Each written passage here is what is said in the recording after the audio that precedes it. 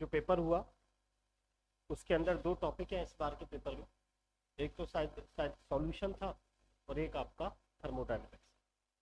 तो कैलकुलेशन आप खुद करेंगे, मैं हर क्वेश्चन का आपको तरीका बता देता हूँ। जैसे पहला क्वेश्चन ये है आपका कि आप 10% ग्लूकोज का, good evening madam, good evening बताया ना हमारा, 10% ग्लूकोज का आप 1 लीटर सॉल्यूशन बनाना चाहते हैं तो कितने ग्राम ग्लूकोज को पानी में घोलना पड़ेगा। यहाँ क्वेश्चन में आपको दे रखा है 10% का मतलब है 10% weight by volume glucose solution. 10% weight by volume का मतलब यह है कि अगर सॉल्यूशन 100 ml का है तो उसके अंदर हमने 10 ग्राम ग्लूकोज होगा। यही तो मतलब है 10% वेट बाय वॉल्यूम का मतलब यह है कि 100 ml सॉल्यूशन में 100 ml सॉल्यूशन में 10 ग्राम ग्लूकोज। अब वो ये कह रहा है कि आपको 1 लीटर सॉल्यूशन बनाना है। 1 लीटर सॉल्यूशन का मतलब आपको समझ में आ गया होगा 1000 ml सॉल्यूशन में मैं कितना ग्लूकोज बोलूँगा, समझ में आ गया। क्योंकि 100 ml के अंदर है 10 ग्राम, तो 1000 ml के अंदर कितना ग्राम होगा, 100। यहाँ क्वेश्चन ये है कि ग्लूकोज का सॉल्यूशन है और वो बता रखा है ना 10%, ये वेट बाय वॉल्यूम है। वेट बाय वॉल्यूम का मतलब ये होता है कि 100 ml का सॉल्यूशन में 10 ग्राम ग्लूकोज है, तो 1000 ml में कितना होगा, तो आपको किससे गुना करना पड़ेगा, 10 ग्राम को किससे गुना करना पड़ेगा, 10 से। तो समझ में आ जाओगा आंसर क्या निकला। तो आगे समझ। नेक्स्ट क्वेश्चन देखिए। पिछली बार आपसे फर्स्ट ग्रेड में पूछा भी गया था, सुप्रिया बेटा गुड इवनिंग। एक सॉल्यूशन है, उसमें 3 घटक हैं ए बी और सी, और आपसे पूछ रहा है कि प्रत्येक घटक के जो मोल है वो 0.2 मोल है और उनके मोल अंशों का योग बताना है। तो हम पहली बात कर चुके कि किसी भी अवयव में कोई भी सॉल्यूशन है उसमें जितने भी अवयव हैं अगर आप उनके मूल अंशों का योग करेंगे तो वो हमेशा कितना आएगा, एक ही आएगा। अगर यहाँ क्वेश्चन में पूछा है एक सॉल्यूशन है जिसमें 3 घटक हैं ए बी और सी और हर के आपको 0.2 मोल दे रखे हैं, तो उनके मोल अंशों का योग क्या होगा। हम पहले ही बात कर चुके XA plus XB plus XC, इन तीनों का जो योग होगा वो किसके बराबर होगा, 1 के बराबर। XA कैसे निकालोगे, A के मोल 0.2 और कुल मोल 0.6 प्लस XB के कैसे निकालोगे, B के मोल 0.2 कुल मोल 0.6 प्लस C के मोल कैसे निकालोगे, C के मोल प्रभाज कैसे निकालोगे, 0.2 बटे 0.6 और सबको जोड़ोगे तो आंसर कितना आएगा, 1। ठीक है, समझ में आ गया होगा बेटा। सुभाष बहुत बढ़िया। सुभाष जी चिंता मत करो, मैं डाल दूंगा सीट, मुझे थोड़ा टाइम मिलने दो, आप बेफिक्र रहे। आपका बायोमोलिक्यूल पॉलीमर मैं डाल दूंगा, थोड़ा सा मुझे टाइम चाहिए। अगला क्वेश्चन, एक एवासिल विलेय के विलयन में विलायक का मोल अंश 0.950 है, तो मुझे वाष्प दाब का आपेक्षिक अवनमन ज्ञात करना है। अब आप सबको पता है कि वाष्प दाब का जो आपेक्षिक अवनमन होता है P0 minus PS upon P0, वाष्प दाब का आपेक्षिक अवनमन विलेय की मूल प्रभाज के बराबर होता है। आपको पता है वाष्प दाब का आपेक्षिक अवनमन विलेय की मूल प्रभाज के बराबर होता है। और यहाँ मुझे क्वेश्चन में दे रखा है कि जो विलायक है उसकी जो मोल अंश है वो 0.950 है। अब आप सबको पता है कि जो विलेय और विलायक है उन दोनों की मोल अंशों का योग हमेशा किसके बराबर होगा, 1 के बराबर होगा।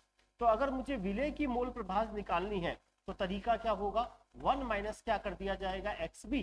तो सीधी सी बात है, 1 में से क्या माइनस कर दो, 0.950 माइनस कर दो, जो भी आंसर होगा वो XA हो गया। और मुझे पता है वाष्प दाब का अपेक्षिक अवनमन किसके बराबर होता है, विलेय के मूल प्रभाज के बराबर होता है। अरे ध्यान आ गया, वाष्प दाब का अपेक्षिक अवनमन विलेय की मूल प्रभाज के बराबर है। अब यहाँ पर मुझे क्वेश्चन में ये दिया एक सॉल्यूशन है, सॉल्यूशन के अंदर जो सॉल्वेंट है उसका मोल प्रभाज मुझे दे रखा है और मुझसे पूछा गया वाष्प दाब का अपेक्षिक अवनमन। सीधा फॉर्मूले बेस्ड क्वेश्चन है, वाष्प दाब का अपेक्षिक अवनमन विलेय की मोल प्रभाज के बराबर है। क्वेश्चन के अंदर विलायक की मोल प्रभाज दे रखी है। विलेय और विलायक सॉल्यूशन के अंदर जितने भी अवयव होते हैं उनके मोल अंशों का योग हमेशा 1 होता है। तो जो विलेय की मोल प्रभाज होगी वो 1 माइनस एक्स भी कर लेंगे, 1 माइनस 0.950 करोगे और इसको सॉल्व करने के बाद कितना आंसर आ रहा है, एक आ रहा होगा, फर्स्ट आंसर आ रहा है। ये कैलकुलेशन आप कर सकते हो। नेक्स्ट क्वेश्चन, कम तापमान पर उबलता हुआ वाष्पशील द्रव रखता है। तो आप सबको पता है कि जो बॉइलिंग पॉइंट है और जो आपका वेपर प्रेशर है और जो बॉइलिंग पॉइंट है वो हमेशा एक दूसरे के क्या चलते हैं, इनवर्स चलते हैं। याद करो, वाष्प दाब में तो अवनमन होता है, लेकिन क्वथनांक में क्या होता है, उन्नयन होता है। हमेशा ध्यान रखना है हमें, वेपर प्रेशर, वाष्प दाब और बॉइलिंग पॉइंट एक दूसरे के क्या चलता है, इनवर्स चलता है। अगर मान लीजिए किसी सॉल्यूशन का बॉइलिंग पॉइंट कम है तो इसका मतलब यह है कि उसकी वेपर प्रेशर कैसी बनती है, ज्यादा बनती है। अब ये कहता है एक सॉल्यूशन ऐसा है जिसका बॉइलिंग पॉइंट कम है, एक वॉलेटाइल लिक्विड है जिसका बॉइलिंग पॉइंट कम है, तो बॉइलिंग पॉइंट कम होने का मतलब क्या हुआ, उसकी जो वेपर प्रेशर होगी वो कैसी होगी, हाई होगी, क्योंकि जो बॉइलिंग पॉइंट है और वेपर प्रेशर है वो हमेशा एक दूसरे के क्या चलता है, इनवर्स चलता है। आप खुद इस चीज को ऐसे भी सोच सकते हो, हमने पढ़ा था बॉइलिंग पॉइंट की डेफिनेशन क्या थी, हमने कहा था यहां तो है वेपर प्रेशर और यहां हमने पढ़ा था टेम्परेचर, और हमने स्टैंडर्ड ले लिया था 1 एटमॉस्फेयर।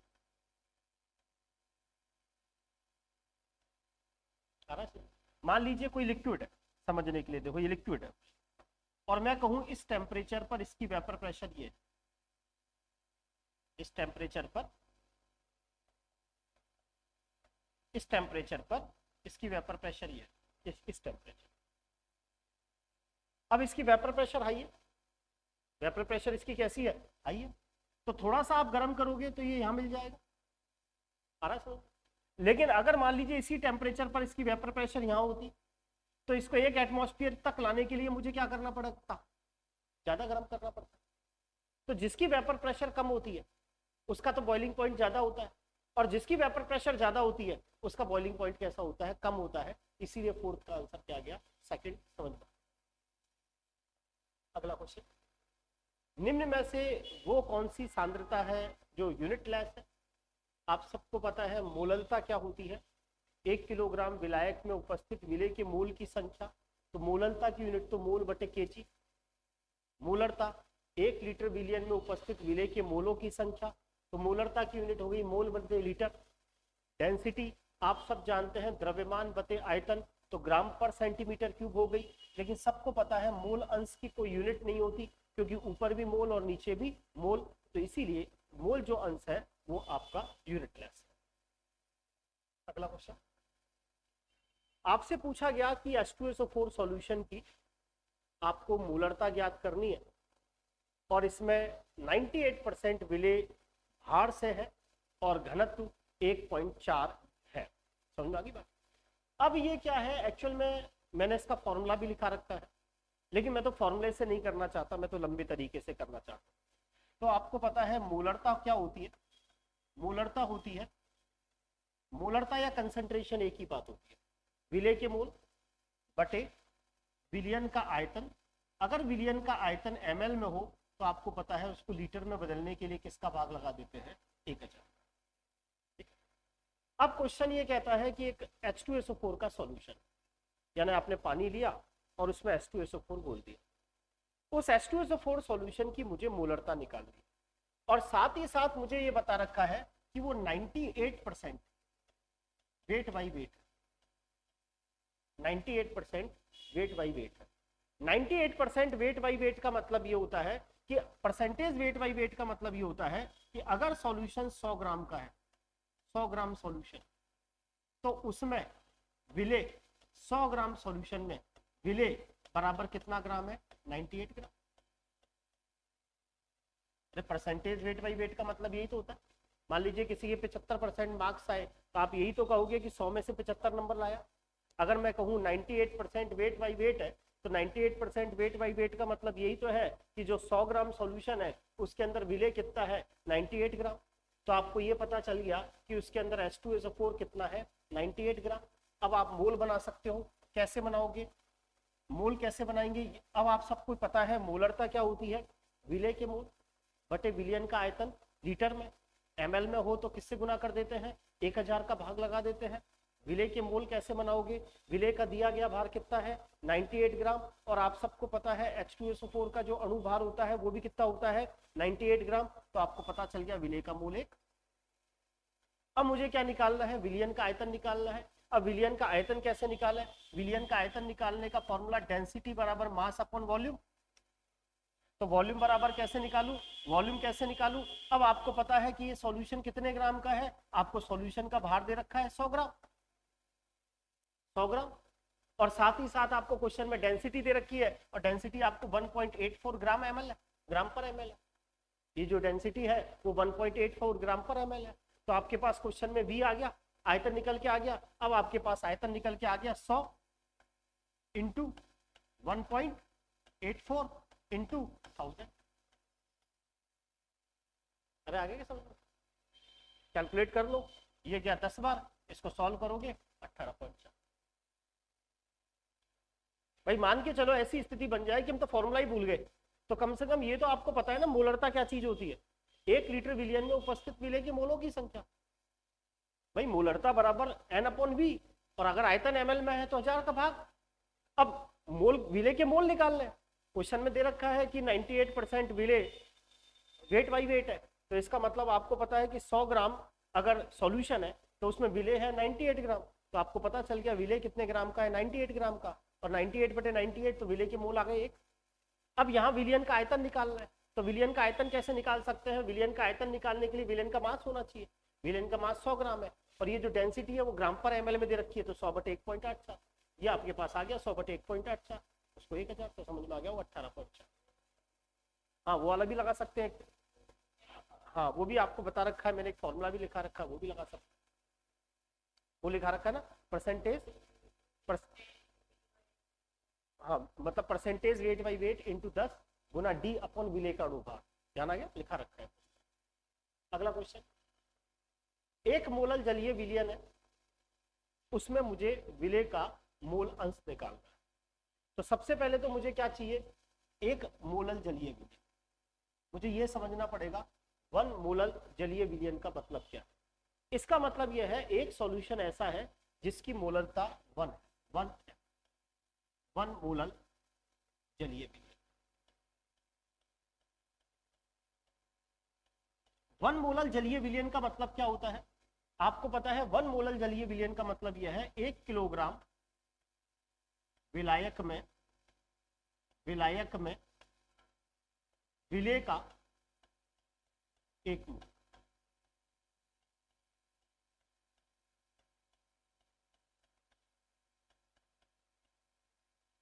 भाई 1 मोलल का मतलब क्या होता है, मोललता 1 है, मोललता 1 होने का मतलब क्या है, 1 किलोग्राम विलायक में विलेय की मोलों की संख्या कितनी है 1।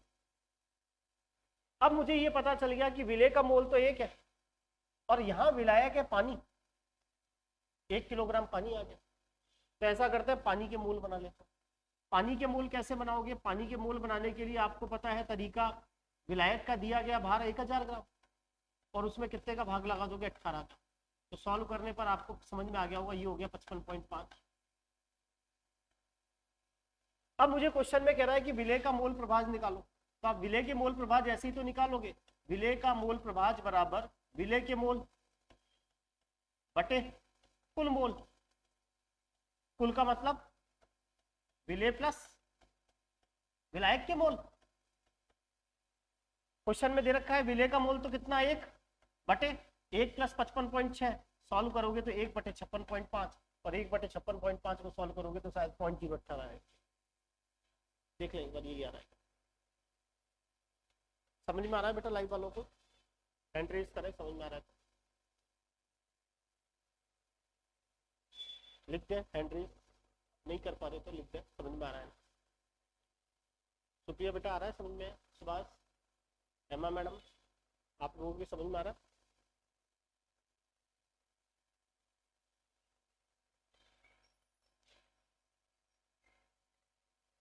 चैट बॉक्स पे लिखें।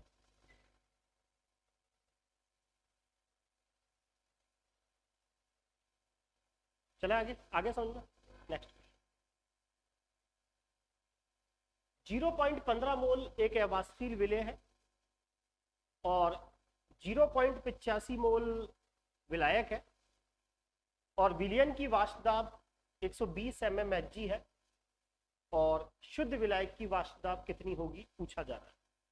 आपसे फर्स्ट ग्रेड में पूछा गया क्वेश्चन है, राउल्ट के नियम पर आधारित क्वेश्चन। आप सबको वो पता है राउल्ट क्या कहता है कि जो विलयन की वाष्प दाब होती है, राउल्ट का नियम पहले सोचेंगे। राउल्ट का नियम कहता है क्या है?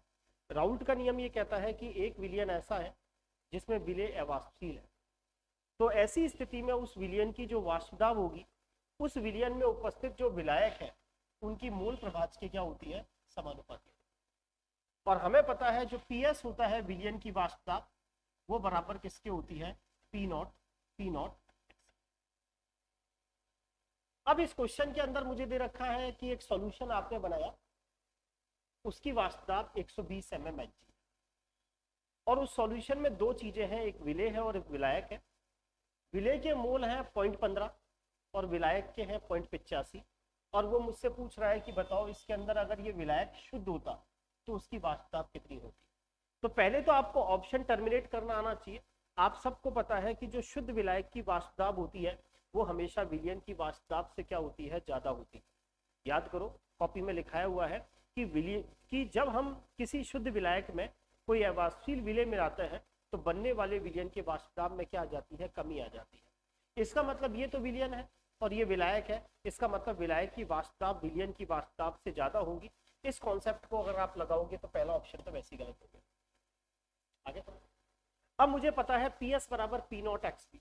इस क्वेश्चन के अंदर मुझे विलयन की वाष्प दाब दे रखी है 120, पूछी जा रही है शुद्ध विलायक की वाष्प दाब और एक्स भी आपको पता है यहाँ विलायक की मूल प्रभाज। विलायक के मोल प्रभाज कैसे निकालोगे? विलायक के मोल 0.85 बटे कुल मोल के लिए 0.85 और 0.15 को जोड़ोगे तो 1। अब इस 120 में 0.85 का भाग लगाओगे तो आंसर आएगा 141.1 mmHg। आगे होगा समझ में? आंसर की में क्या दे रखा है इसका आंसर? इसको सही कर रहे हैं। आंसर की में करेक्शन है 8वें का तीसरा। अगला क्वेश्चन, ये मैंने आपको कहा 2-3 एग्जांपल्स आपको राजस्थान बोर्ड की बुक में से याद करने हैं कि जब एथेनॉल और पानी को एक निश्चित अनुपात में मिलाया जाता है, जब एथेनॉल का 95% और पानी का 5%, जब एक निश्चित अनुपात में हम इनको मिलाते हैं तो ये स्थिरपाती मिश्रण बना लेते हैं। स्थिरपाती मिश्रण को मैंने आपसे कहा था कि स्थिरपाती जो मिश्रण होते हैं उनमें जो लिक्विड स्टेज में इनका कंपोजिशन होता है वही वेपर स्टेज में इसका कंपोजिशन होता है और ये दोनों एक निश्चित टेम्परेचर के ऊपर बॉयल होने लग जाते हैं, इसीलिए हम बोलते हैं स्थिरपाती मिश्रण। इन दोनों का जो बॉइलिंग पॉइंट है वो एक निश्चित हो जाता है। जब इनको एक फिक्स रेशो में हम मिलाते हैं तो इन दोनों का बॉइलिंग पॉइंट एक ही हो जाता है, उसे स्थिरपाती मिश्रण कहते हैं। याद करें हमने पढ़ा था minimum boiling azeotrope, maximum boiling point azeotrope. Copy को देखेंगे और इसके लिए जो निकल के आता है वो आपको पता है कितने डिग्री सेल्सियस निकल के आता है? 78 डिग्री सेल्सियस। अपने राजस्थान बोर्ड की बुक में से एक HCl और HNO3 का भी याद करोगे, एक का 68%, एक का 32%, किस रेशो में मिलाते हैं कॉपी में लिखा रखा है और ये भी बता रखा है कि उसका बॉइलिंग पॉइंट क्या होता है। आइडियल सॉल्यूशन के बारे में कौन सी बात सही नहीं है? पता है आइडियल सॉल्यूशन राउल्ट नियम का पालन करता है, सही है। आइडियल सॉल्यूशन जब हम बनाते हैं तो वो एक ही परिवार के होते हैं, तो इसीलिए विलेय और विलायक दोनों को मिलाते हैं तो कोई एनर्जी रिलीज नहीं होती और ये भी कंफर्म है कि वॉल्यूम में भी कोई चेंज नहीं आता। और एथेनॉल और एसीटोन, अब आपको पता है एथेनॉल और एसीटोन को अगर आप मिक्स करोगे तो ये आइडियल सॉल्यूशन नहीं बनाएंगे, बल्कि एथेनॉल और एसीटोन को जब हम आपस में मिक्स करते हैं तो आपको पता है पहले तो एथेनॉल के अणुओं के बीच में हाइड्रोजन बॉन्डिंग थी तो मॉलिक्यूल के बीच में अट्रैक्शन ज़्यादा था, लेकिन जैसे ही आपने एसीटोन मिला दिया तो एथेनॉल के अणुओं के बीच में हाइड्रोजन बॉन्डिंग टूट जाती है और फिर उसकी वेपर जो प्रेशर है वो तुलनात्मक रूप से सैद्धांतिक और प्रायोगिक की बात करें तो प्रायोगिक वेपर प्रेशर का मान सैद्धांतिक वेपर प्रेशर से ज़्यादा मिलने लगता है। तो याद करो ये धनात्मक विचलन का उदाहरण है, ना कि ऋणात्मक विचलन का, इसलिए फोर्थ आंसर। आइडियल सॉल्यूशन की मैं आपको पहचान बता चुका। आइडियल सॉल्यूशन आपको स्पष्ट दिखेंगे जो एक ही परिवार के होंगे, जैसे यहाँ दिख रहा है आइडियल सॉल्यूशन का एग्जांपल आप सबको पता है कौन सा दिख रहा है? हेक्सेन और हेप्टेन। याद करो, आपसे आरपीएससी बेंजीन और टोलुइन पूछ चुकी, हेक्सेन और हेप्टेन पूछ चुकी। हो सकता है आपको एल्किल हैलाइड पूछा जा सके, तो एल्किल हैलाइड में आपको ऐसे मिलेगा, एक एथिल क्लोराइड तो दूसरा एथिल ब्रोमाइड। और अगर आपको दूसरे मेंबर मिलते हैं तो कहीं ना कहीं एक का अंतर होगा, जैसे एक हेक्सेन है तो दूसरा हेप्टेन है, एक बेंजीन है तो दूसरा टोलुइन है, एक कार्बन का अंतर होगा और एक ही परिवार के मेंबर होंगे, वो सॉल्यूशन आइडियल सॉल्यूशन। यहाँ आपसे केएफ की यूनिट पूछी है। हमें पता है हिमांक में अवनमन डेल टीएफ बराबर, आप सबको पता है केएफ इंटू क्या होता है, मूललता। अब यहाँ टेम्परेचर को हम केल्विन में ले लेते हैं। केएफ की यूनिट पूछी गई है, मूललता की यूनिट आप सब जानते हैं क्या होती है, मूल बटे केजी। तो सॉल्व करने पर आपके पास आ जाएगा kelvin kilogram mole inverse 1, kelvin kilogram mole inverse 1। अच्छा, दोनों एक जैसे हो गए तो ये मोल इनवर्स 1 कर लेना। अगला क्वेश्चन, कितनी ही बार ये क्वेश्चन आ चुका कि जो प्रोटीन है, बहुलक है, ये जो अणु होते हैं, इनका जब हम अणुभार ज्ञात करते हैं तो सबसे अच्छी विधि परासरण दाब होती है। क्योंकि जो आपके प्रोटीन है, जैसे अपन प्रोटीन की ही बात कर ले, अगर आप मान लो प्रोटीन को गर्म करोगे तो प्रोटीन डीनेचुरेटेड हो सकती है। इसीलिए ये वाला तो सवाल होता ही नहीं है कि हम कथनांक में उन्नयन लगाते, ये वाली भी पॉसिबिलिटी नहीं बनती कि हम वाष्प दाब की बात कर लें। तो जो प्रोटीन है, बहुलक है, ग्लूकोज है, ये कहीं ना कहीं टेम्परेचर से प्रभावित होते हैं। और ये जो बची हुई 3 कॉलिगेटिव प्रॉपर्टी है, इनमें कहीं ना कहीं टेम्परेचर का यूज होता है। इसीलिए ये वाली प्रॉपर्टीज इनके अणुभार को ज्ञात करने में काम में नहीं ली जाती। प्रोटीन, बहुलक, ग्लूकोज आदि के अणुभार को ज्ञात करने में कौन सा मेथड काम आता है, परासरण का। शर्करा का एक सॉल्यूशन है, सीजियम क्लोराइड के सॉल्यूशन के साथ आइसोटोनिक है। आइसोटोनिक आते ही दिमाग में आ जाना चाहिए 2 विलयन है, ऐसे 2 विलयन है जिनके परासरण दाब आपस में बराबर है। फिर φ1 बराबर C1H3 बराबर C2H3। जब भी आइसोटोनिक सॉल्यूशन आते हैं तो इनके टेम्परेचर भी बराबर आते हैं, तो फॉर्मूला लगता है C1 बराबर C2। लेकिन ये फॉर्मूला तब लगता है जब दोनों ही सॉल्यूशंस के अंदर जो विलेय है वो अनआयनित होने चाहिए। अगर मान लीजिए दोनों के अंदर आयनित है तो उस स्थिति में आइटा 1, ये फॉर्मूले आइटा 1 C1 आइटा 2 C2 हो जाएंगे।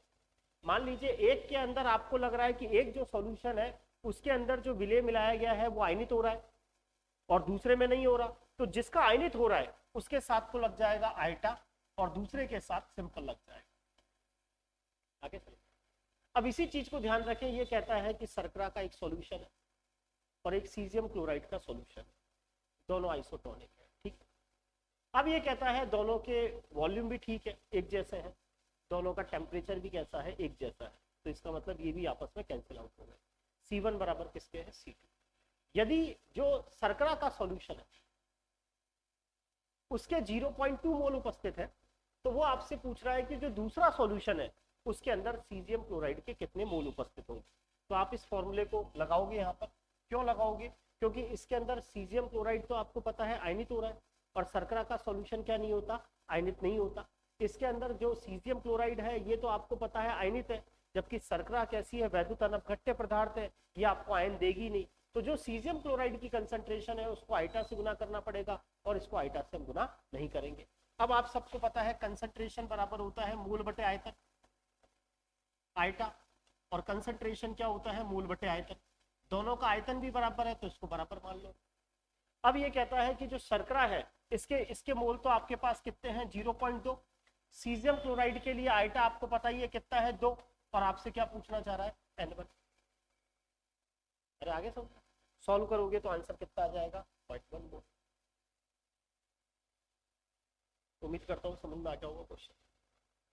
अगला क्वेश्चन, इनमें से वो कौन सा सॉल्यूशन है जिसका बॉइलिंग पॉइंट सबसे ज्यादा होगा। तो आपको बता चुका कि जिसके अंदर विलेय के कणों की संख्या ज्यादा होती है उस सॉल्यूशन का बॉइलिंग पॉइंट सबसे ज्यादा होता है। जिसमें विलेय के कणों की संख्या ज्यादा होती है उसका परासरण दाब ज्यादा होता है। जिसमें विलेय के कणों की संख्या ज्यादा होती है उसकी वाष्प दाब सबसे कम होती है। जिसमें विलेय के कणों की संख्या ज्यादा होती है उसका फ्रीजिंग पॉइंट सबसे कम होता है। जिनमें अवनमन लगता है वो कम होंगे और जिनमें उन्नयन लगता है वो बढ़ेंगे। और आपको वैसे भी पता है डेल टीवी क्वथनांक में उन्नयन किसके बराबर होता है, Ts माइनस T नॉट। मुझसे जब भी विलियन का बॉइलिंग पॉइंट पूछा जाएगा तो वो बराबर होता है T nought plus del T. Del T भी आपको पता है कॉलीगेटिव प्रॉपर्टी है। कॉलीगेटिव प्रॉपर्टी विलेय के कणों की संख्या पर निर्भर करेगी। अगर विलेय के कणों की संख्या बढ़ेगी तो डेल टी भी बढ़ेगा, और डेल टी भी बढ़ेगा तो विलियन का टेम्परेचर भी क्या होगा, बढ़ेगा। तो ऐसी स्थिति में उस सॉल्यूशन का बॉइलिंग पॉइंट हमेशा ज्यादा आएगा जिसमें कणों की संख्या ज्यादा है। अब कणों की संख्या निकालते कैसे हैं? जब अलग अलग मुझे कंसंट्रेशन दे रखी होती है तो कैसे निकालेंगे? आपको पता है सोडियम सल्फेट आपको कितने आयन देगा, 2 और 1 3। उस 3 को इसकी कंसंट्रेशन से गुना करते हैं, 3 इंटू 0.0। तो इसका मतलब इसके द्वारा जो विलेय के कण मुझे दिए जाएंगे वो दिए जाएंगे 0.032। ग्लूकोज तो आयनित होगा ही नहीं तो इसके कण तो 0.015 ही रहेंगे। यूरिया भी आयनित नहीं होता तो इसके कण भी 0.01 मोल ही रहेंगे। और जो पोटेशियम नाइट्रेट है वो आपको पता है कितने कण देगा, 2, और उसको आपको किससे गुना करना पड़ेगा, 0.01। सॉल्व करोगे तो इसके अंदर विलेय के कणों की संख्या कितनी आएगी, 0.02। तो समझ में आ गया होगा, पहले वाले में विलेय के कणों की संख्या सबसे ज्यादा है, इसीलिए इस सॉल्यूशन का बॉइलिंग पॉइंट भी कैसा है, सबसे ज्यादा। बिल्कुल सही Subhash, very good. Glucose, sodium chloride और बेरियम क्लोराइड, 3 आपको सॉल्यूशन दे रखे हैं और कहता है कि तीनों की मोलरिटी एक जैसी है, तीनों की कंसंट्रेशन एक जैसी है। आपको बताना है परासरण दाब किसका ज्यादा होगा। तो आप सबको पता है जो परासरण दाब होता है पाई, वो होता है आइटा इंटू सी एस। तीनों के लिए सी भी एक है, एस भी एक है, टेम्परेचर भी एक है। तो जिसमें विलेय के कणों की संख्या ज्यादा होगी, जिसका आइटा ज्यादा होगा, उसका परासरण दाब भी ज्यादा होगा। कुछ नहीं दे तो आइटा 100% मानते हैं, ये मानते हैं कि विलेय 100% आयनित होगा। आपको पता है ग्लूकोज तो आयनित होगा नहीं, सोडियम क्लोराइड आपको 2 आयन देगा और बेरियम क्लोराइड आपको 3 आयन देगा। जितने ज्यादा आयन देंगे उतना ज्यादा आइटा का मान होगा और उतना ज्यादा परासरण दाब होगा। इसीलिए समझ में आ गया होगा इसका आंसर क्या चला जाएगा, आंसर बताइए। अगला क्वेश्चन, मानव ब्लड है वो 37 डिग्री सेल्सियस पर उसका जो प्रेशर है ब्लड का वो 7.8 बार है। हमारा जो ब्लड है बॉडी में बह रहा है 37 डिग्री सेल्सियस पर, उसके द्वारा जो प्रेशर लगाया जाता है वो 7.8 बार है। हमने इसके अंदर एक ड्रिप लगाई बॉडी के अंदर, उसमें सोडियम क्लोराइड का सॉल्यूशन भरा हुआ है और उसकी कंसंट्रेशन पूछ रहा है कि उसकी कंसंट्रेशन हम क्या रखें ताकि वो रक्त धारा में उसका उपयोग किया जा सके। तो जब भी हमारी बॉडी के अंदर कोई चीज डाली जाती है तो वो तभी हमारी बॉडी में रह सकती है जब उसका प्रेशर और हमारी बॉडी का प्रेशर कैसा हो, एक जैसा। सारी बात समझ में, यानी आइसोटोनिक सॉल्यूशन होना चाहिए। अब आपको कह दिया, आपको पता है कि रक्त धारा में हम सोडियम क्लोराइड सॉल्यूशन का उपयोग या सोडियम क्लोराइड जो दे रखा है उसकी वो कंसंट्रेशन काम में लेंगे ताकि सोडियम क्लोराइड के सॉल्यूशन का परासरण दाब और ब्लड का परासरण दाब आपस में कैसा हो जाए, बराबर हो जाए। समझ में आ गया होगा। कोई भी चीज जो आपकी बॉडी में इंट्रोड्यूस की जाएगी उसका एटमॉस्फेरिक प्रेशर, उसका परासरण दाब और हमारे जो बॉडी के अंदर लिक्विड बह रहा है उसका परासरण दाब आपस में कैसा होना चाहिए, बराबर होना चाहिए। तो कहने का मतलब ये हुआ ब्लड का परासरण दाब और जो हमारी बॉडी के अंदर सोडियम क्लोराइड डाल रहे हैं आइटा CST, इसका परासरण दाब आपस में कैसा होना चाहिए, बराबर होना चाहिए। अब आपको पता है ब्लड का परासरण दाब 7.8 है, बार या एटमॉस्फेयर एक ही बात होती है। NaCl के लिए आइटा आपको 2 हो गया। कंसंट्रेशन NaCl की फाइंड आउट करने को पूछ रहा है। S का मान आप सबको पता है 0.082 होता है। टेम्परेचर हमेशा क्वेश्चन में केल्विन में लगेगा। टेम्परेचर 37 डिग्री सेल्सियस दे रखा है, 273 में जोड़ोगे तो कितना हो जाएगा, 310। अब जो भी आंसर है कैलकुलेट कर लो, आपके पास कंसंट्रेशन मोल पर नहीं करना चाहिए। कैलकुलेटर अगर है तो करके देख लो, आंसर पता तो क्या आ रहा है। कैलकुलेशन आप खुद ही करो।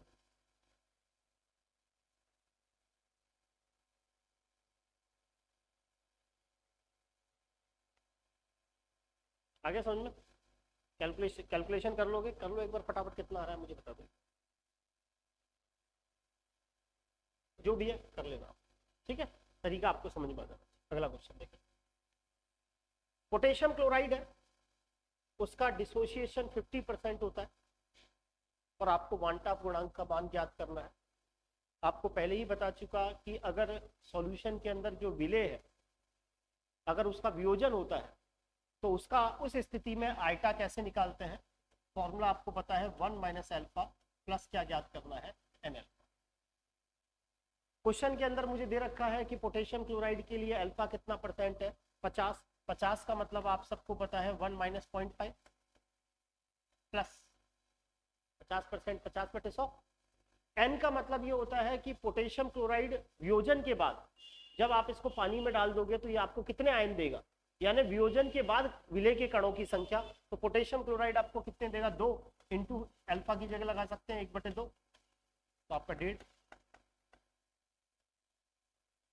आगे सर नेक्स्ट क्वेश्चन।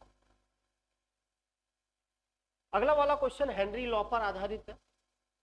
आपको पता है हेनरी क्या कहता है कि किसी बोतल के अंदर कोई लिक्विड है और उसके अंदर कोई गैस के कितने मोल प्रभाज मिलेंगे, ये इस बात पर निर्भर करता है कि गैस उसके ऊपर कितना प्रेशर लगा रही है। लिक्विड के ऊपर गैस जितना प्रेशर लगाएगी उस सॉल्यूशन के अंदर उतने ज्यादा गैस के क्या होंगे, मोल प्रभाज होंगे। फॉर्मूले बेस्ड क्वेश्चन है। आपको पता है P बराबर होता है KH इंटू एक्स। यहाँ x क्या है, विलियन में गैस के मोल प्रभाज, P क्या है, विलियन के ऊपर जो गैस के द्वारा प्रेशर लगाया जा रहा है वो। अब देखिए 25 डिग्री सेल्सियस है, गैस के द्वारा जो दाब लगाया जा रहा है वो लगाया जा रहा है 200 टॉर, और विलियन में गैस के जो मोल अंश हैं वो आपको दे रखे हैं। हेनरी कांस्टेंट पूछ रहा है, P की वैल्यू आप सबको पता है 200। टॉर या एटमॉस्फेयर एक ही बात होती है। KH और विलियन में विलेय के मोल प्रभाज 5 × 10⁻³ अब आप इसको सॉल्व करके देख लेंगे, जो भी आपके पास आंसर होगा आ जाएगा। वैसे इसमें कैलकुलेशन में कोई दिक्कत भी नहीं। KH 200/5 10⁻³ ऊपर चला जाएगा तो समझ में आ गया होगा। 40 × 10⁻³ या 4 × 10⁻4 भी इसको लिखें। अगला क्वेश्चन उसी तरीके का है। सोडियम सल्फेट वियोजन दे रखा है और आपसे आइटा का मान पूछ रहा है। जब भी आपको लगे आइटा निकालना है और लग रहा है विलेय का वियोजन हो रहा है तो उस स्थिति में आइटा बराबर क्या आएगा, 1 माइनस एल्फा प्लस क्या आएगा, एन एल्फा। यहाँ अल्फा परसेंटेज के रूप में नहीं दे रखा है, बस ये बता रखा है कि सोडियम सल्फेट एक ऐसा विलेय है जिसका वियोजन होता है और इसका आइटा निकालना है। अब आपको पता है सोडियम सल्फेट को जब आप पानी में डालोगे तो वियोजन के बाद विलेय के कणों की संख्या 2 और 1 कितनी हो जाएगी, 3, क्योंकि 2 तो सोडियम आयन मिलेगा और 1 क्या मिलेगा, सल्फेट आयन। तो आप इसको पुट करोगे 1 माइनस एल्फा, एन की वैल्यू 3 है तो आप सॉल्व करोगे तो कितना आ जाएगा, 1 + 2 एल्फा। मेरे हिसाब से आपके समझ में आगे समझिए। अगला क्वेश्चन सीधा आपसे फर्स्ट पीरियड में सिंपल सा क्वेश्चन पूछा और आपसे पूछा आपको मूललता आइडेंटिफाई करनी है। वैसे ये क्वेश्चन ठीक नहीं था, यहाँ फॉर्मलता पूछनी चाहिए थी, लेकिन अब क्वेश्चन में हमें दे रखा है मूललता तो फिर हम मूललता ही बात करेंगे। ठीक है, अब मूललता कैसे निकालते हैं। मूललता निकालने का तरीका आपको पता है, विलेय के मोल बटे विलायक का भार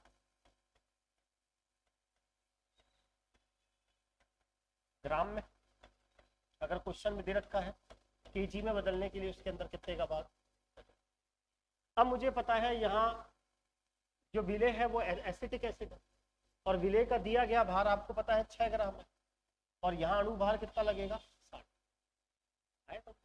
और सीधी सी बात है, यहाँ बेंजीन विलायक है और विलायक का भार कितना दे रखा है, 200 ग्राम। किसका भाग लग जाएगा, 1000। ये गया 10 बार, ये गया कितनी बार, 5। तो समझ में आ गया होगा 1/2, 1/2 का मतलब 0.5। अगला क्वेश्चन बेटा एक बार पानी ले आना, ग्लास में ले आना ग्लास तक। इस जो 21वां क्वेश्चन है ना, ये एक्चुअल में ठीक नहीं है क्वेश्चन, क्योंकि हमें पता है कि जो एसिटिक एसिड है ना उसको जब आप बेंजीन सॉल्वेंट में डालते हो ना उसको तो डाइमर बना लेता है, तो यहाँ मोललता नहीं होनी चाहिए थी। अब यहाँ मजबूरी में मोललता फाइंड आउट करवाने को पूछ रहा है। हाँ, यहाँ एक्चुअल में फॉर्मलता आनी चाहिए थी, फॉर्मलता निकाल और आयतन की फॉर्म में क्वेश्चन होना चाहिए था, लेकिन ठीक है, एग्जामिनर जैसा कहेगा हम बिना दिमाग लगाए उसी हिसाब से डायरेक्ट क्वेश्चन करेंगे, तो वो हमने अप्लाई कर दिया। ये वाला जो क्वेश्चन है ये पिछली साल आपसे फर्स्ट ग्रेड में पूछा गया था और ये 12th राजस्थान बोर्ड का क्वेश्चन है कि एक सॉल्यूशन की बात कर रहा है। ये कह रहा है कि जो शुद्ध बेंजीन है, शुद्ध बेंजीन, उसका वाष्प दाब 0.85 बार है और मतलब बेंजीन आपको दे रखी है, बेंजीन, बेंजीन या सॉल्वेंट, बेंजीन सॉल्वेंट है और उस एक मिनट किसी ताप पर, हाँ मतलब यहाँ बेंजीन सॉल्वेंट का काम कर रहा है। सुने, यहाँ ये कह रहा है कि जो बेंजीन है वो सॉल्वेंट है और बेंजीन जब प्योर स्टेज में है, यानी बेंजीन यहाँ विलायक का काम कर रही है और जब वो प्योर स्टेज में है, शुद्ध विलायक है, तो उसके द्वारा जो वाष्प दाब लगाया जा रहा है पी नॉट, वो कितना लगाया जा रहा है? 0.85 बार। और जब इस बेंजीन के अंदर हम कोई अवाष्पशील विलेय मिला देते हैं तो ये विलियन बन जाता है और विलियन बन जाने के बाद इसकी जो वाष्प दाब होती है पीएस, वो घट के रह जाती है 0.845 बार। अब ये कहता है कि जो हमारा बेंजीन विलायक था उसके अंदर हमने एक अवाष्पशील विलेय मिलाया और उस अवाष्पशील विलेय जो है वो कितने ग्राम का है? 39 ग्राम। और साथ ही साथ आपसे पूछा गया अवाष्पशील विद्युत, एक मिनट सुनो, हाँ, अवाष्पशील जो विलेय है, सॉरी अवाष्पशील विलेय है, उसका जो हमें दिया हुआ है अवाष्पशील जो विलेय है वो, सॉरी 0.5 ग्राम। क्वेश्चन में जो आपको अवाष्पशील विलेय दे रखा है वो दे रखा है 0.5 और मुझसे पूछ रहा है कि आपको अवाष्पशील जो विलेय है, अवाष्पशील जो विलेय है उसका क्या ज्ञात करना है? अणुभार। क्वेश्चन को समझ लें क्या कह रहा है। क्वेश्चन ये कह रहा है कि साहब एक बेंजीन सॉल्वेंट है, जैसे ये बेंजीन सॉल्वेंट है,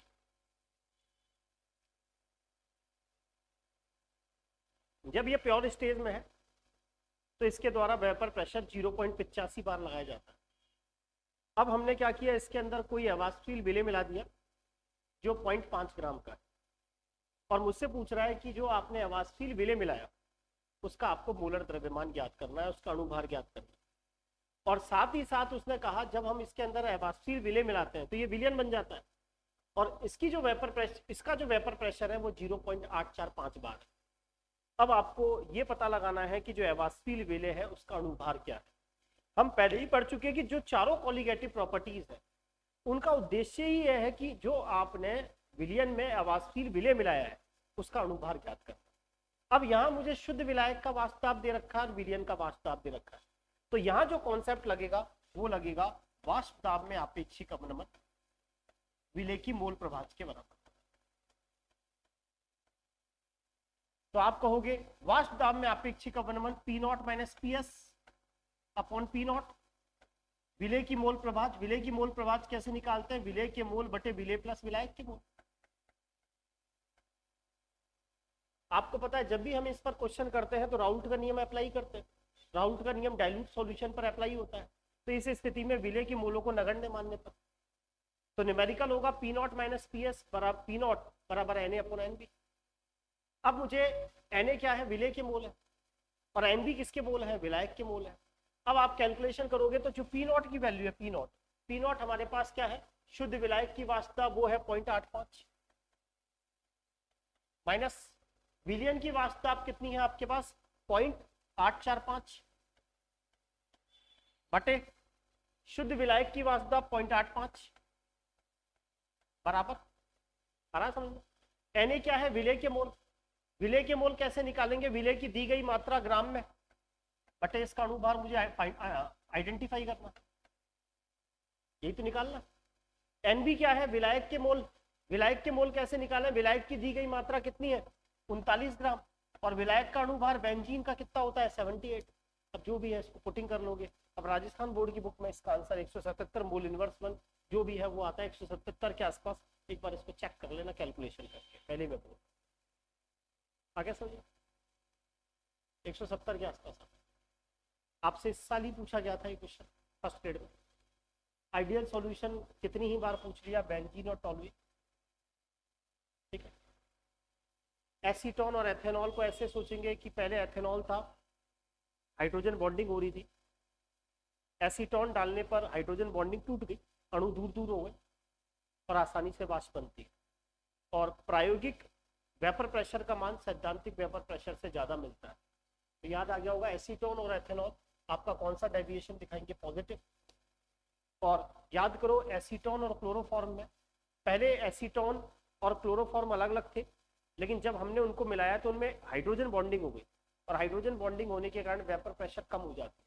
तो याद रखो ये नेगेटिव डेविएशन का एग्जाम्पल है, और ये वाला एग्जाम्पल किसका है, पॉजिटिव डेविएशन का है, और ये आइडियल है। ये तीन एग्जाम्पल आपको याद होने चाहिए, तीनों एग्जाम्पल राजस्थान बोर्ड की बुक में। अगला 5.85 ग्राम NaCl है, 90 ग्राम पानी में डाला जाता है। मुझे NaCl के मूल प्रभाग निकालना है। तो NaCl के मूल भिन्न कैसे निकालोगे, सीधा सा तरीका है, पहले तो नमक के मूल देखोगे बटे कुल मूल, कुल मूल का मतलब नमक प्लस पानी का मूल। नमक के मूल कैसे निकालें, नमक के मूल निकालने का तरीका आपको पता है, नमक का दिया गया भार 5.85 ग्राम और नमक का अणु भार होता है 58.5। ये हो गया 1/10, 1/10 का मतलब 0.1। तो ये तो हो गया 0.1, नमक तो आया 0.1। 90 ग्राम पानी का मतलब 5 मूल हो गए पानी के, तो 5 और 0.1, तो 1/51 को सॉल्व कर लेना। 1/51 को जब सॉल्व करोगे तो जो भी आपका आंसर है। आगे अगला क्वेश्चन, ये क्वेश्चन वापस रिपीट हो गया। अगला क्वेश्चन, आपको पता है कि दो तरह के थर्मोडायनेमिक्स में फंक्शन होते हैं, एक स्टेट फंक्शन कहलाते हैं और एक पथ फंक्शन कहलाते हैं। जो स्टेट फंक्शन होते हैं, नाम से ही पता चल रहा है, स्टेट फंक्शन स्टेट पे डिपेंड करेंगे, प्रारंभिक और अंतिम अवस्था। चक्रीय प्रक्रम में आपको पता है कोई चीज यहीं से चली और यहीं वापस आ जाएगी, तो चक्रीय प्रक्रम में प्रारंभिक और अंतिम अवस्था दोनों एक होती है। और जब प्रारंभिक और अंतिम अवस्था दोनों एक ही हो, तो जो डेल ई की वैल्यू होगी, डेल ई की जो वैल्यू होगी उसका मान आप सबको पता है क्या आएगा, क्योंकि डेल ई कैसे निकालोगे, फाइनल माइनस इनिशियल करोगे, फाइनल भी यही है और इनिशियल भी यही है। तो चक्रीय प्रक्रम के अंदर जितने भी स्टेट फंक्शंस होते हैं उन सब का मान 0 होता है। अब आपको पता है पथ फंक्शन तो दो ही होते हैं, वर्क और हीट। पाथ फंक्शन दो ही है, वर्क और हीट, और सबकी सब स्टेट फंक्शंस होते हैं। और चक्रीय प्रक्रम के लिए जितने भी स्टेट फंक्शंस होते हैं उनकी वैल्यू कितनी निकलती है, 0, इसलिए 26 का आंसर है। अगला क्वेश्चन, सेल पोटेंशियल कौन सी प्रॉपर्टी है, तो सेल पोटेंशियल का मतलब यहाँ सेल के ईएमएफ से है। अब आप सबको पता है कि चाहे छोटा सेल ले लो, या पहले बड़े बड़े सेल लगते थे, ट्रांजिस्टर में लगते थे बड़े बड़े मोटे मोटे सेल, चाहे बड़े बड़े मोटे सेल हो, उनका भी सेल पोटेंशियल 1.10 वोल्ट निकलता था। और आजकल जो छोटे छोटे पेंसिल सेल आते हैं उन पर भी लिखा रहता है कि इसका जो विभव होगा, सेल का विद्युत भाग बल, सेल के विद्युत भाग बल का मतलब एनोड और कैथोड, इन दोनों के बीच में जो विभव में अंतर है वो 1.10 वोल्ट। तो इसका मतलब ये हुआ, बड़े सेल या छोटा सेल हो, इसका मतलब जो सेल पोटेंशियल है वो पदार्थ की मात्रा पर निर्भर नहीं करता, और पदार्थ की मात्रा पर जो प्रॉपर्टी निर्भर नहीं करती, आप सब जानते हैं उस प्रॉपर्टी को क्या बोलते हैं, इंटेंसिव प्रॉपर्टी। इसीलिए सेल पोटेंशियल कौन सी प्रॉपर्टी है, इंटेंसिव प्रॉपर्टी। ये आपसे कॉलेज में पूछा गया था। इनमें से कौन सा स्टेटमेंट सही नहीं है, स्थिर दाब और स्थिर आयतन पर गैस की एक मोल की मोलर उष्मा धारिता के बीच का अंतर गैस स्थिरांक के बराबर होता है। तो आपको पता है स्थिर दाब पर मोलर उष्मा धारिता होती है Cp, और स्थिर आयतन पर Cv, और Cp माइनस Cv का डिफरेंस आपको पता है किसके बराबर होता है, R। तो पहला स्टेटमेंट तो ठीक। थर्मोडायनेमिक्स का फर्स्ट लॉ उष्मा के प्रवाह की दिशा के बारे में कोई जानकारी नहीं देता, बिल्कुल सही है, क्योंकि जो थर्मोडायनेमिक्स का फर्स्ट लॉ होता है वो तो आपको पता है ऊर्जा संरक्षण से संबंधित है, कि ऊर्जा को ना तो उत्पन्न कर सकते और ना ही नष्ट कर सकते, बल्कि वो तो एक रूप से दूसरे रूप में क्या हो सकती है, रूपांतरित। सेकंड भी ठीक। थर्ड लॉ उष्मागतिकी का थर्ड लॉ आपको बताता है कि कौन सा प्रक्रम स्वतः होगा और कौन सा प्रक्रम स्वतः नहीं होगा, स्पॉन्टेनियस, नॉन स्पॉन्टेनियस, ये सब थर्ड सेकंड लॉ ही तो बताता।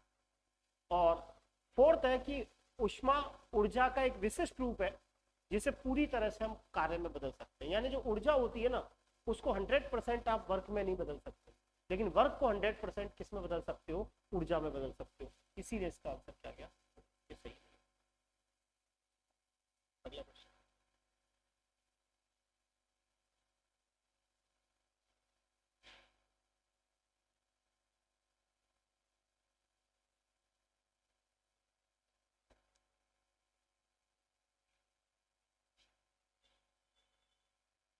2 मोल एक आदर्श गैस है, 1 लीटर से 10 लीटर तक आपने उसको एक निश्चित टेम्परेचर 27 डिग्री सेल्सियस पर आपने उसको प्रसारित किया है। आपसे एक कार्य पूछ रहा है, आप सबको पता है क्या कहना चाह रहा है कि साहब एक आइडियल गैस है और उस आइडियल गैस के कितने मोल हैं, 2 मोल, और हमने क्या किया, 1 लीटर से 10 लीटर तक इसको क्या किया है, प्रसारित किया है, और समतापी प्रक्रम है तो किया गया कार्य। तो आप सबको पता है समतापी प्रक्रम में कार्य जो होता है W बराबर होता है वो होता है 2.303 nRT log 10 V2 upon minus प्रसारित होगा तो माइनस, माइनस सिंबल तो सिर्फ ये बता रहा है कि क्या हो रहा है, प्रसार होता है। आई बात समझ में? 2 चीजें बताई थी कि सिस्टम के द्वारा कार्य किया जाए तो नेगेटिव होता है और सिस्टम पर कार्य हो तो पॉजिटिव होता है। नेगेटिव नहीं लगा तो भी कोई दिक्कत नहीं है क्या?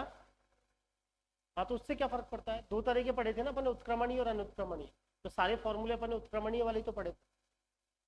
कॉपी में देखो, उत्क्रमणीय ढंग से किसी गैस को प्रसारित करने में किया गया कार्य। उत्क्रमणीय का मतलब यही होता है कि इस प्रक्रम को हमने धीरे धीरे धीरे धीरे धीरे किया, तभी तो अपन इंटीग्रेशन करते हैं कई बार। भाई आप सबको पता है W बराबर क्या होता है, W बराबर होता है माइनस PdV, आएगा। अब आप सबको पता है PV बराबर क्या होता है ना,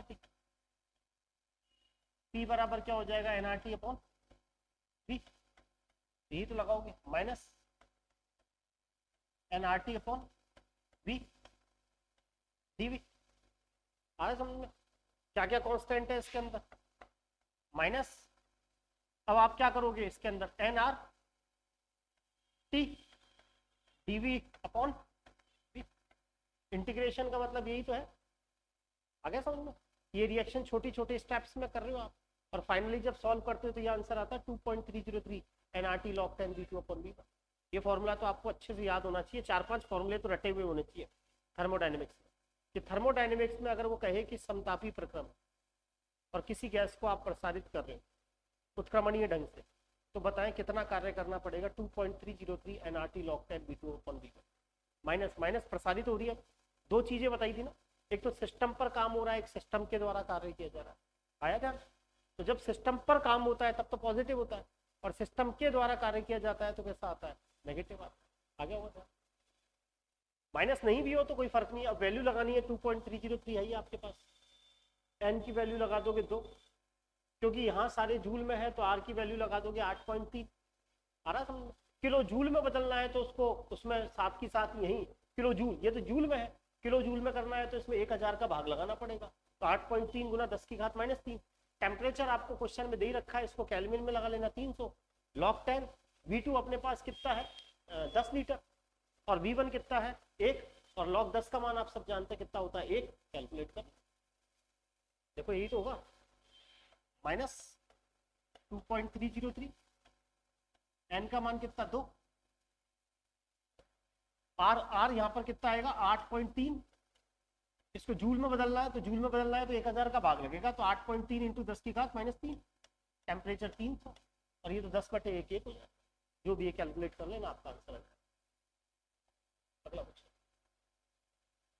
कार्यफलन को परिभाषित कीजिए। मैंने कहा था जैसे G बराबर होता है ना H minus TS, del G बराबर del H minus T del H, ऐसी G की जगह अगर मैं E माइनस TS के बीच में जो डिफरेंस आता है, ये तो एंथैल्पी है और ये इंटरनल एनर्जी है, E माइनस TS इसे ही कहा जाता है A, तो A बराबर होता है E माइनस।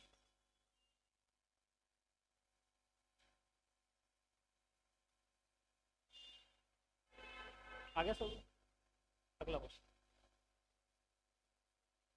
पहले ही बता चुका, जो साम्यावस्था होती है जब कोई रिएक्शन उत्क्रमणीय ढंग से चलती है तो एक ऐसी स्थिति आ जाती है जब उसके अंदर साम्यावस्था स्थापित हो जाती है, और साम्यावस्था के ऊपर आप सबको पता है जो डेल जी का मान होता है वो कितना होता है, 0 होता है, और साम्यावस्था पर प्रेशर और टेम्परेचर कांस्टेंट होता है। स्थिर दाब और स्थिर ताप पर साम्यावस्था में डेल जी का मान क्या होता है, कोई रिएक्शन अपने आप कब होगी, इसके लिए कौन सी बात सही नहीं है। आप सबको पता है स्वतः प्रक्रम तभी होता है जब डेल जी का मान कैसा होना चाहिए, नेगेटिव। तो ये कह रहा है कि साहब मुक्त ऊर्जा में कमी आती है स्वतः प्रक्रम में, सही। डेल जी नेगेटिव होता है, ये भी सही है। स्वतः प्रक्रम में क्या डेल जी पॉजिटिव हो सकता है क्या? और ये भी कंफर्म है, आप सबको पता है डेल जी बराबर होता है del H minus T del H. तो ये जो टी डेल एच है इसका मान डेल एच से ज्यादा होना चाहिए, तभी वैल्यू किसके अंदर आएगी, नेगेटिव में आएगी। तो ये कह रहा है कि डेल एच का मान जो है वो टी डेल एच से क्या होता है, कम होता है। तो फोर्थ पॉइंट भी सही। CO2, CO और H2O गैस, इसके लिए यहां पर ये क्या है, फॉर्मेशन एनर्जी दे रखी है तीनों की। इस क्वेश्चन में ये कर रखा है carbon dioxide gas, CO gas और पानी है, इनकी हीट ऑफ मैं कहूं फॉर्मेशन दे रखा है। याद करो हमने पढ़ा था हीट ऑफ फॉर्मेशन का मतलब ये होता है कि 1 मोल यौगिक का निर्माण उसके स्थायी अवयवी तत्वों से मुझे करना है। 1 मोल यौगिक का निर्माण उसके स्थायी अवयवी तत्वों से करने पर उस दौरान जो भी एनर्जी रिलीज होती है, जो भी काम आती है, उसे हमने कहा था हीट ऑफ फॉर्मेशन। अब इसके अंदर इसकी हीट ऑफ फॉर्मेशन दे रखी है, इसकी हीट ऑफ फॉर्मेशन दे रखी है, इसकी हीट ऑफ फॉर्मेशन दे रखी है, तीनों की दे रखी है। अब ये कहता है कि ये जो रिएक्शन आपको दे रखी है, कार्बन डाइऑक्साइड जब हाइड्रोजन से रिएक्शन करती है तो कार्बन मोनोऑक्साइड और वाटर बनाती है। इस रिएक्शन के लिए आपको बताना है एंथैल्पी चेंज क्या है। कहने का मतलब जब ये रिएक्शन होती है तो आपको ये बताना है कितनी एनर्जी रिलीज होती है या कितनी देनी पड़ती है। तो मैं आप सबको बता चुका डेल एच, अगर क्वेश्चन में पूछा जाए तो हम कर देंगे summation heat of product minus summation heat of क्या, रिएक्टेंट। अगर क्वेश्चन के अंदर मुझे सबकी हीट ऑफ फॉर्मेशन दे रखा हो तो वो लगाएंगे हीट ऑफ फॉर्मेशन। मान लीजिए किसी क्वेश्चन के अंदर ये इक्वेशन ये है CO2 प्लस H2 गैस से बना CO गैस प्लस H2। अब मुझे पता है कि जो प्रोडक्ट है उनकी जो फॉर्मेशन एनर्जी है उसके समेशन में से मैं रिएक्टेंट की फॉर्मेशन एनर्जी को घटा दूं तो मेरे पास क्या निकल के आ जाती है, डेल एच निकल के आ जाता है। अरे फॉर्मूला बताया था नहीं बताया था। अब आपको क्वेश्चन के अंदर अगर आप प्रोडक्ट देखें तो प्रोडक्ट एक तो आपके पास कार्बन मोनोऑक्साइड है, तो कार्बन मोनोऑक्साइड की फॉर्मेशन एनर्जी आपको दे रखी है, कितनी दे रखी है, माइनस 111.31 प्लस H2O की कितनी दे रखी है आपको, H2O की कितनी दे रखी है, माइनस की 241.8, तो प्लस की माइनस 241.8 माइनस, आ गया समझ में। रिएक्टेंट हमारे पास एक CO2 है और H2 है। याद करो जो H2 होती है, H2 गैस, उसकी जो स्टैंडर्ड हीट ऑफ फॉर्मेशन है वो 0 मानते हैं। याद करो H2 गैस ब्रोमीन लिक्विड, आया ध्यान, H2 गैस ब्रोमीन लिक्विड बताया हुआ है आपको। कार्बन के अंदर ग्रेफाइट, मैंने कहा था इन सब की हीट ऑफ फॉर्मेशन क्या मानते हैं, 0। तो इसकी स्टैंडर्ड हीट ऑफ फॉर्मेशन क्या हो गई, 0 माइनस। अब CO2 की मुझे कितनी दे रखी है क्वेश्चन में, माइनस की 393.5। जो भी आंसर होगा कैलकुलेट कर। कितना है, नहीं आया, एक बार कैलकुलेट करो कैसे। अब एक बार इन दोनों को जोड़ना, अपने को जोड़ो, माइनस 111.31 माइनस 241.8, इन दोनों को जोड़ो, माइनस 353.11, ये माइनस माइनस प्लस हो गया 393.5। अब 393.5 में से 353.11 घटाओ,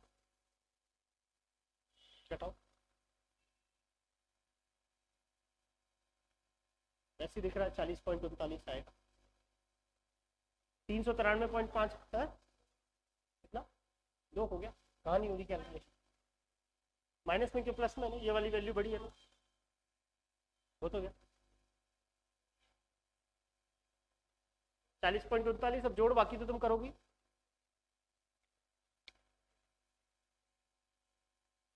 आगे सर, इस तरह के क्वेश्चंस को अच्छी तरीके से दिमाग में रख लें, कुछ नहीं करना होगा, आपको एक इक्वेशन दे रखी होगी, सिर्फ कंबशन के अंदर उल्टा होता है, कंबशन धैन कॉपी में फॉर्मूले सारे लिखाए हुए हैं, एक जगह उल्टा है, वरना हमेशा प्रोडक्ट माइनस रिएक्टेंट करना है। एक जगह रिएक्टेंट माइनस प्रोडक्ट कॉपी में लिखा हुआ है, कॉपी को देखना कर जाके दहन कंबशन के अंदर, वरना हमेशा प्रोडक्ट माइनस क्या होगा, रिएक्टेंट ही होगा।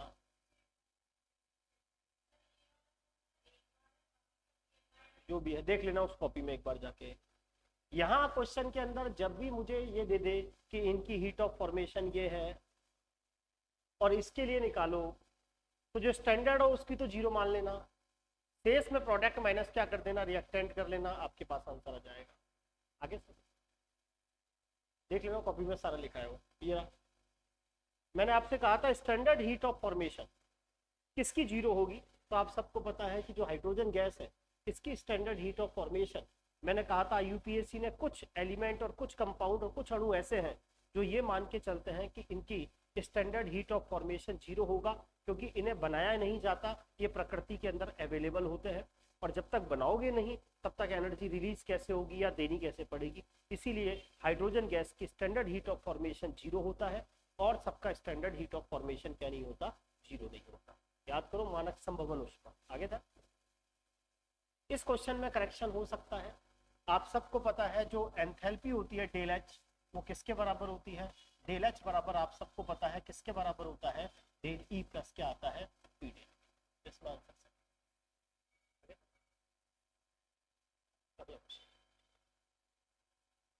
अमोनियम क्लोराइड को जब आप पानी में घोलते हो,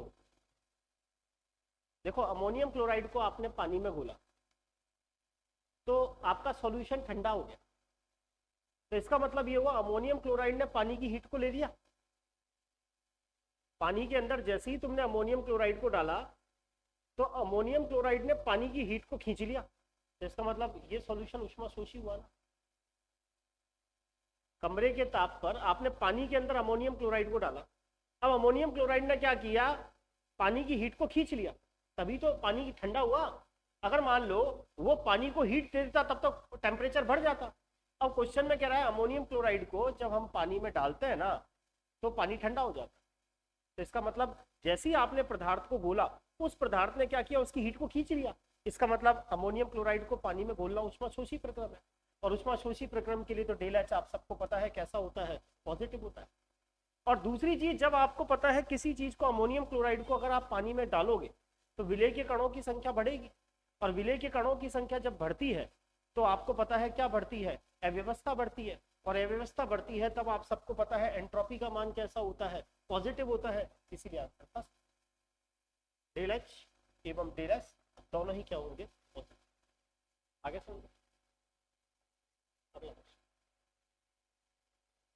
यहां किसी अभिक्रिया के लिए एंथैल्पी चेंज दे रखा है, एंट्रोपी चेंज दे रखा है, डेल जी पूछ रहा है, सीधा न्यूमेरिकल बेस्ड क्वेश्चन है। डेल जी बराबर आप सबको पता है क्या होगा, del H minus P del H.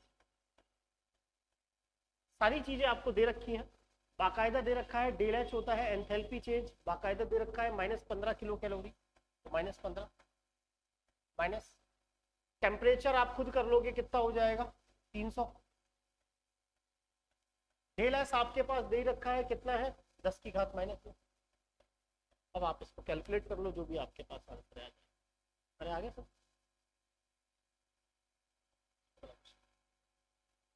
एक तंत्र द्वारा किया गया कार्य 8 जूल और इसे 40 जूल ऊष्मा दी जाती है, तो इस तंत्र की आंतरिक ऊर्जा में होने वाली वृद्धि, यानी आपसे पूछ रहा है डेली। अब आप सबको पता है फ्लॉट डेली बराबर Q प्लस W। जब सिस्टम को एनर्जी दी जाती है तो Q पॉजिटिव होता है। Q कितना पॉजिटिव है, 40 जूल। साथ ही साथ मैंने दो चीजें बताई, सिस्टम के द्वारा वर्क किया जाए तो कार्य नेगेटिव, और सिस्टम पर वर्क किया जाए तो कार्य पॉजिटिव। तो सिस्टम के द्वारा कार्य किया जा रहा है तब जो कार्य कितना है 8 जूल, तो समझ में आ गया होगा। आगे सुन, अगला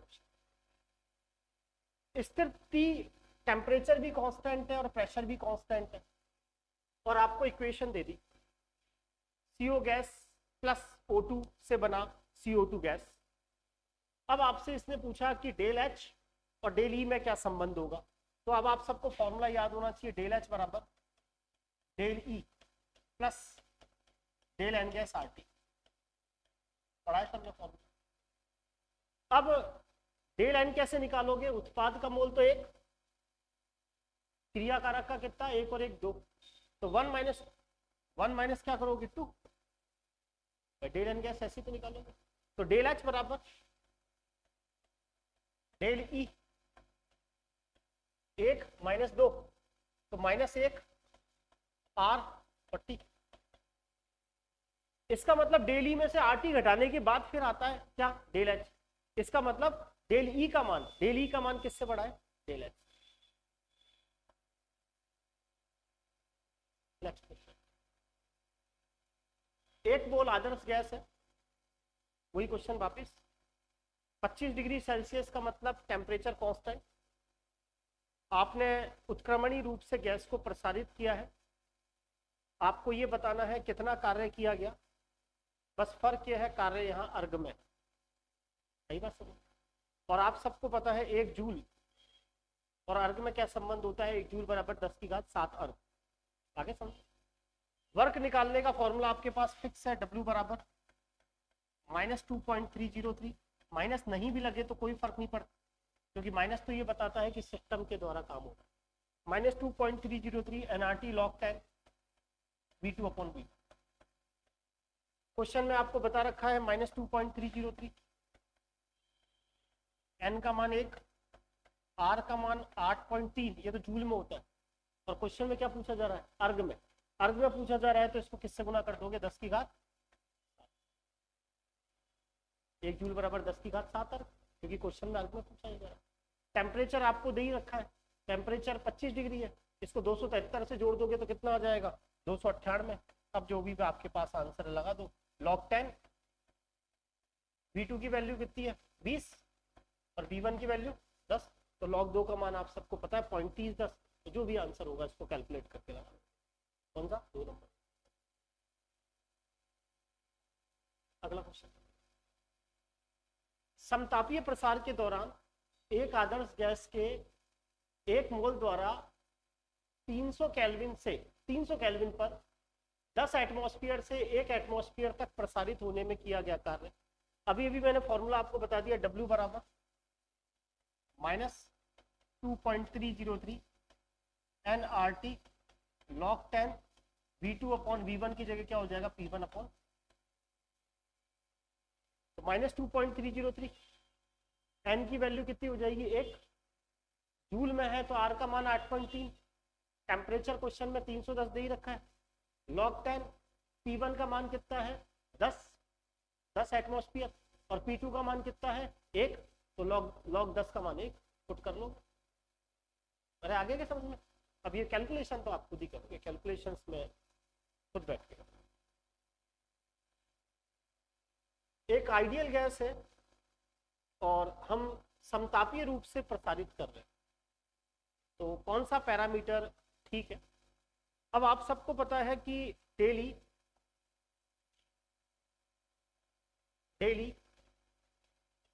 बराबर होता है Q + W, डेली बराबर Q + W। हमें पता है जब समतापीय प्रक्रम होता है, जो आपकी आंतरिक ऊर्जा है, आंतरिक ऊर्जा ताप पर निर्भर करती है। अगर ताप ही चेंज नहीं हुआ तो आंतरिक ऊर्जा में परिवर्तन नहीं होगा। इसका मतलब इस समय डेली का मान कितना होगा, तो जिसके अंदर डेली बराबर 0 है वो ऑप्शन होगा, तो ये तो हो ही नहीं सकता, है ना। अब जो समतापीय प्रक्रम होता है उसके दौरान Q 0 नहीं होता, केवल क्या 0 होता है, डेली। तो Q 0 नहीं होना चाहिए, इसमें Q 0 कर रखा है, तो या तो ये होगा और या ये होगा। और वर्क भी 0 नहीं होता, और ये एक्चुअल में इसमें क्या है, वर्क भी 0 नहीं और डेल एच भी क्या नहीं होगा, 0। वर्क थोड़ी 0 हो रहा है। एक बात बताओ, एक आप आदर्श गैस को जब प्रसारित कर रहे हो तो वर्क थोड़ी 0 होता है, सिर्फ क्या वैल्यू 0 होती है, डेल ई वैल्यू 0 होती है। Q भी 0 नहीं होता, W भी 0 नहीं होता, ऐसा डेल एच कहाँ 0 होता, डेल एच कहाँ 0 होता, वो तो रुद्रोष्म प्रक्रम होता भाई। डेल एच का मतलब है एंथैल्पी, चेंज इन एंथैल्पी, तो क्या एंथैल्पी में चेंज नहीं होगा क्या, क्या डेल एच बराबर क्या होता है, हाँ ठीक है 0 हो जाएगा, सॉरी 0 हो जाएगा। तो याद करो अपन ने फॉर्मूला पढ़ा था ना, डी एच बराबर एनसीवी डी टी, बस सही है, जीरो इस बेसिस पे जीरो है। आगे सोचो, डी एच जीरो हो जाएगा एनसीवी। कोई भी चीज जब भी आ जाए निर्वात में किसी गैस को प्रसारित किया गया, तो निर्वात का मतलब ही एक्सटर्नल प्रेशर जीरो, और एक्सटर्नल प्रेशर जीरो तो आपको पता है वर्क भी क्या होगा, जीरो। कभी भी निर्वात में किसी चीज को प्रसारित किया जाए तो जीरो। अगला क्वेश्चन, आपको दो तीन फॉर्मूले मैंने बताए थे, बताया था एंट्रोपी में चेंज, बताया था एक तो एंट्रोपी में चेंज अवस्था परिवर्तन के दौरान, और एक बताया था कि किसी आइडियल गैस को अगर आप प्रसारित करते हो तो उस दौरान एंट्रोपी में क्या चेंज होगा। तो मैंने फॉर्मूला बताया था, याद करो, डेल एस बराबर, याद करो फॉर्मूला क्या था,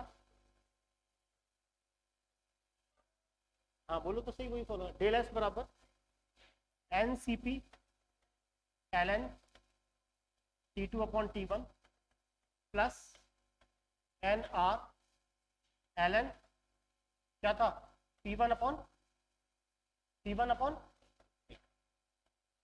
यही था ना फॉर्मूला, देखो कॉपी में यही था क्या फॉर्मूला।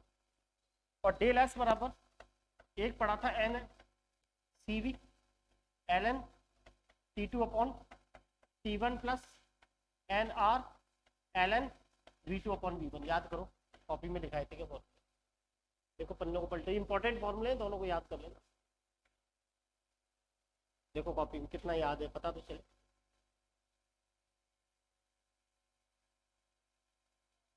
आगे देन, अब देखो ये कह रहा है कि आदर्श गैस है, उसके दाब में आप परिवर्तन कर रहे हो और टेम्परेचर कांस्टेंट है, तो दाब की जब बात आ जाए तो ये वाला फॉर्मूला लगेगा। आगे समझो, और जब अपन ने कहा था टेम्परेचर कांस्टेंट रहता है तब बोला था ये वाली वैल्यू जीरो हो जाएगी, तो इस समय जो आपके पास डेल ऐसा आएगा वो एन आर एल एन क्या आ जाएगा, P one upon P two, P one का मतलब यहाँ इनिशियल से है, पी इनिशियल बटे क्या हो जाएगा, पी फाइनल, कौन सा है, कौन सा 3 नंबर, क्यों, तो ये तो फाइनल अपॉन इनिशियल थोड़ी करना है, पी वन तो इनिशियल है, पी टू फाइनल है, तो इनिशियल ये भी फाइनल अपॉन इनिशियल, ये भी फाइनल अपॉन इनिशियल, ये भी फाइनल अपॉन इनिशियल, इसका मतलब फर्स्ट, अरे तो फाइनल अपॉन इनिशियल है ना, P one upon P two होता है ना,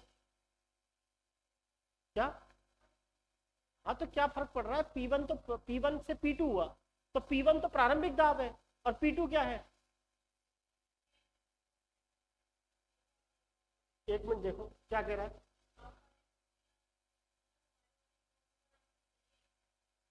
एक बात बताओ मुझे, अपन क्या फॉर्मूला लगाएंगे, डेल एस बराबर,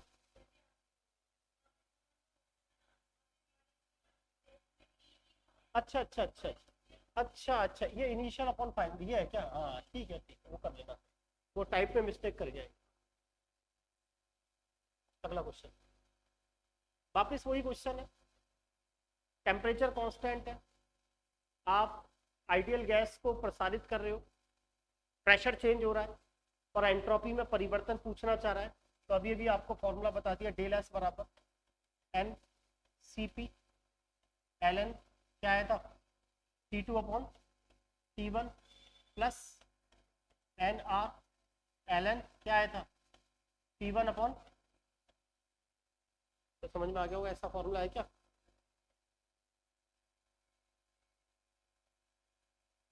एक लास्ट, फिर अपन कल बात करेंगे, कल मैं आपको टाइम बता दूंगा कितने बजे आना।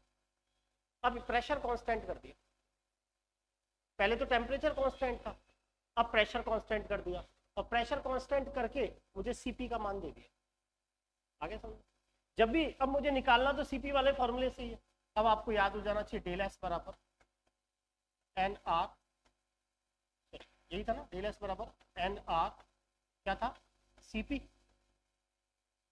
L N T two upon T one plus N R L N क्या था, पी वन अपॉन, अब इस स्थिति में आपको पता है प्रेशर वाला पॉइंट ये जीरो हो जाए, अब पुटिंग कर लो, एन की वैल्यू कितनी है 2, आर की फॉर्म में रख रहा है आंसर, सीपी की वैल्यू आप लगा दोगे 5/2 आर,